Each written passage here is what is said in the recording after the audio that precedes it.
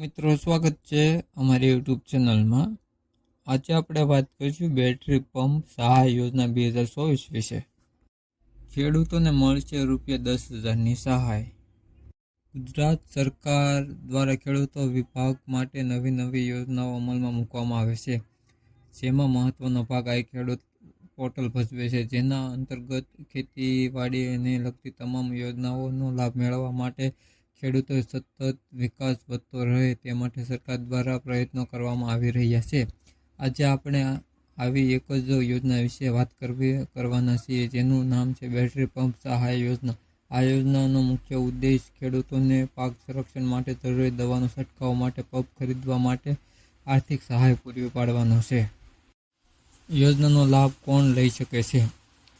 આ યોજનાનો લાભ ગુજરાત રાજ્યનો ખેડૂત લઈ શકે છે। નાના, સીમાંત અને મોટા ખેડૂતોને પણ મળવાપાત્ર છે। જમીનનો રેકોર્ડ ધરાવતા ખેડૂતોને આ યોજનાનો લાભ મળવાપાત્ર છે। જંગલી વિસ્તારના ખેડૂતો માટે ટ્રાઇબલ લેન્ડ ફોર્સ અધિકારીનું પ્રમાણપત્ર સાથે હોવું જરૂરી છે। તો આ યોજનાનો લાભ એટલા લોકોને મળવાપાત્ર છે।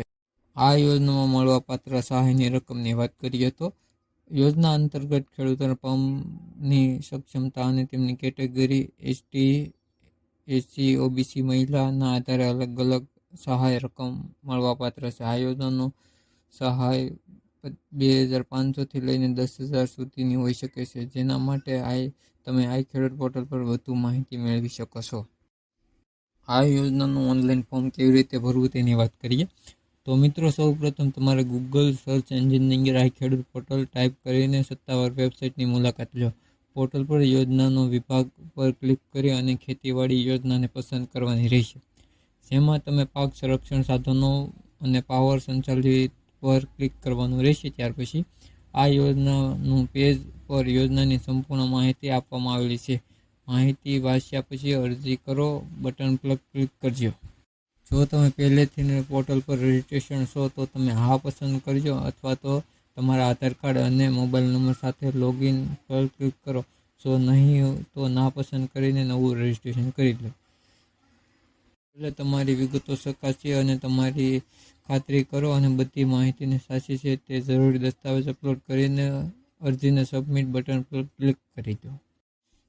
જો તમે ઓનલાઈન અરજી કરવામાં કોઈ પણ મુશ્કેલી પડતી હોય તો તમે તમારા ગ્રામ પંચાયતના વિજેલ કમ્પ્યુટર ઓપરેટર અથવા વીસીએ અથવા નજીકની તાલુકા કચેરીની મુલાકાત લઈ શકો છો।